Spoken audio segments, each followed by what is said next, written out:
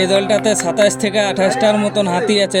তো সেই হাতিগুলা সব আস্তে আস্তে করে রাস্তা ক্রস করে জঙ্গলে প্রবেশ করছে।